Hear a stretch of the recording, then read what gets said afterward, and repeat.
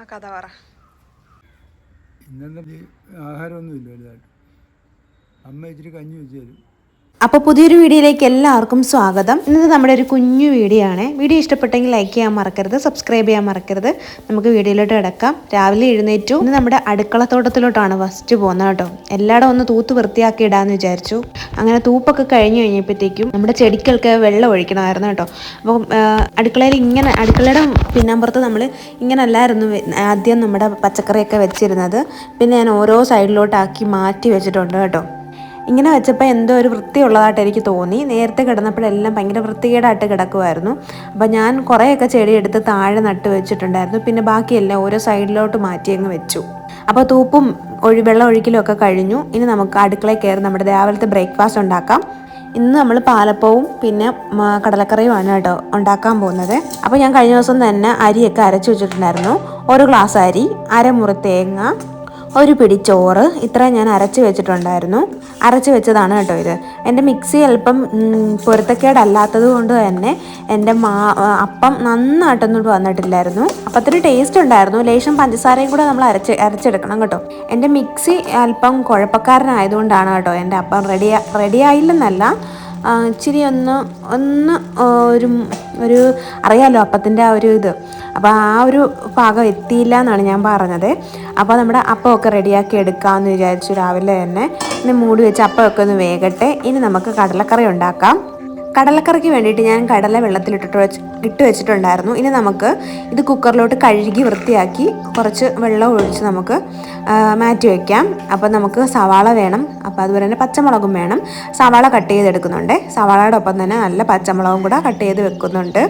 സവാള എത്രത്തോളം ഇടുന്നു അത്രത്തോളം കടലക്കറിക്ക് ടേസ്റ്റ് ആയിരിക്കുമേ. എൻ്റെ ഒരു അനുഭവമാണ് പറയുന്നത്. എല്ലാവർക്കും ഇങ്ങനെ ആയിരിക്കണമെന്നില്ല. പക്ഷേ എനിക്ക് സവാള ഇടുന്നത് ഭയങ്കര ഇഷ്ടമാണ്. സവാള ഇട്ടുള്ള കടലക്കറി ആകുമ്പോഴത്തേക്കും നല്ല ടേസ്റ്റായിട്ട് തോന്നിയിട്ടുണ്ട്. സവാള ഇടാത്ത കുറവ് ഇടുന്ന സമയങ്ങളിൽ കടലക്കറിക്ക് ടേസ്റ്റ് ഇല്ലാത്തതായിട്ട് എനിക്ക് തോന്നിയിട്ടുണ്ട് കേട്ടോ. എൻ്റെ ഒരു അനുഭവമാണ്. അപ്പം നിങ്ങൾക്ക് എങ്ങനെയാണെന്നുണ്ടെന്ന് അങ്ങനെ എന്തെങ്കിലും ഉണ്ടെങ്കിൽ ഒന്ന് കമൻറ്റ് ചെയ്തേക്കേ. അപ്പോൾ സവാള പയ്യെ ഇരുന്ന് ഞാൻ അരിഞ്ഞെടുക്കുന്നുണ്ട് കേട്ടോ. ഇപ്പോൾ ഏകദേശം ഒരു 7 മണി സമയമായിട്ടുണ്ട്.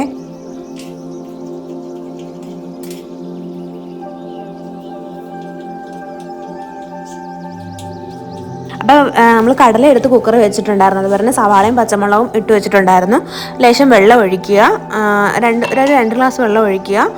മഞ്ഞൾപ്പൊടി ലേശം, പിന്നെ മുളക് പൊടി 1 ടേബിൾ സ്പൂൺ, പിന്നെ നമ്മുടെ മല്ലിപ്പൊടിയും കൂടെ 1 ടേബിൾ സ്പൂൺ ഇടുക. അതുപോലെ തന്നെ ഗരം മസാലയും കൂടി ഇടുക. നല്ല ചിക്കൻ കറിയുടെ അതേ ടേസ്റ്റ് ആയിരിക്കും കേട്ടോ. ഞാൻ ഈ ഗരം മസാല ഇടുമ്പോഴാണ് നമ്മുടെ കടലക്കറിക്ക് നല്ല ടേസ്റ്റ് വരുന്നത്. അപ്പോൾ അതും കൂടി ഇട്ട് കൊടുത്തിട്ട് മൂടി വെച്ച് കുക്കർ വെച്ചങ്ങോട്ട് വേവിച്ചെടുക്കുവാണ്.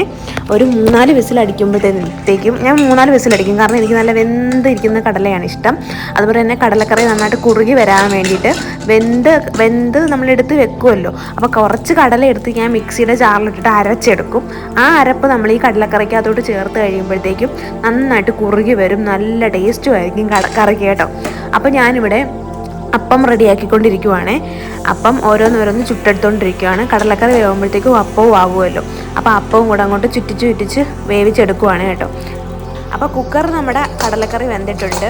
ഇനി നമുക്ക് കുറച്ച് നേരം തുറന്ന് വെച്ചിട്ട് വെന്തോന്നൊക്കെ ഒന്ന് നോക്കാം. വെന്ത് കാണും. ഈ സമയത്താണ് നമ്മൾ കുറച്ച് കടല എടുത്ത് അരച്ച് മാറ്റി വെക്കുന്നത് കേട്ടോ. അടുത്ത ചട്ടിയിലേക്ക് എണ്ണ ഒഴിക്കുക, കടുക് പൊട്ടിക്കുക, ഉലുവ വേണമെങ്കിൽ ഇട്ടോ കേട്ടോ. അപ്പോൾ മീൻകറിക്കൊക്കെയാണ് നമ്മൾ ഉലുവ ഇടുന്നത്. എന്തുവാണേലും ഇട്ടെന്ന് പറഞ്ഞൊന്നും വരത്തില്ല. അപ്പോൾ കുറച്ച് കടുകും ഒക്കെ പൊട്ടിച്ച് കറിവേപ്പിലൊക്കെ ഉണ്ടെങ്കിൽ അത് വിട്ടിട്ട് നമ്മൾ നമ്മുടെ വേവിച്ച് വെച്ചിരിക്കുന്ന നമ്മുടെ കടല അങ്ങോട്ട് ഇട്ട് കൊടുക്കുവാണ്. ആ സമയത്ത് കുറച്ച് കടല എടുത്ത് മിക്സിയുടെ ജാറിലിട്ട് അരച്ചിട്ട് കടലക്കറിക്കകത്ത് ഒഴിച്ചു കൊടുത്തിട്ടുണ്ട്.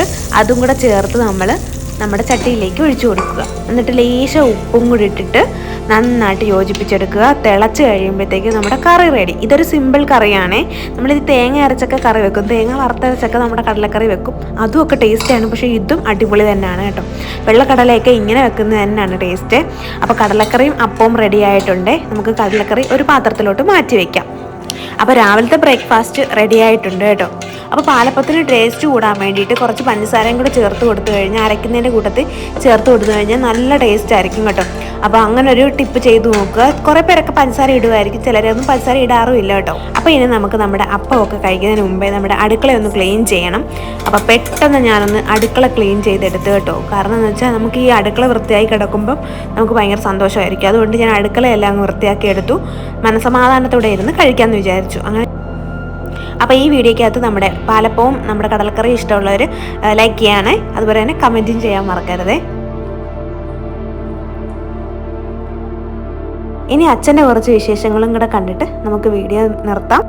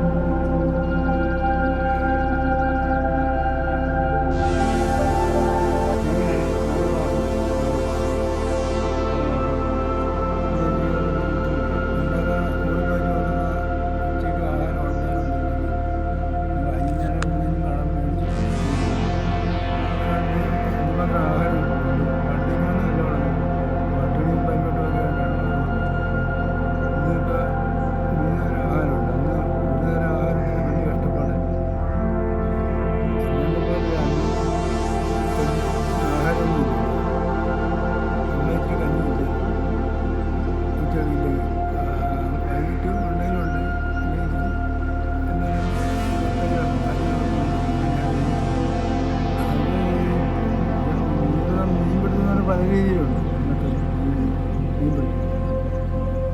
അമ്പലം പോയി വെള്ളത്തിൽ നിന്ന് വെള്ളം ഓടി കരകളൊക്കെ മറിഞ്ഞു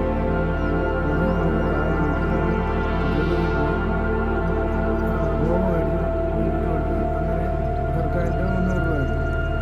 അങ്ങനെയൊക്കെയാണ് ജീവിതം പോയത്.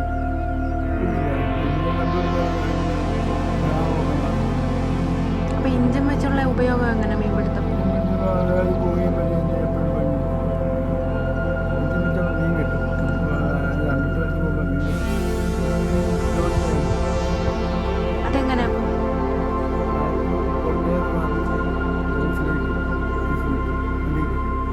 നല്ല പണിയല്ലേ, നല്ല കഷ്ടപ്പാടല്ലേ? കഷ്ടപ്പാടാണ്. ഒരുപാട് കൂടിയ പണിയാണ്, കുറഞ്ഞ പണിയാണ്. അപ്പോൾ എത്ര രൂപ വെച്ച് കിട്ടും?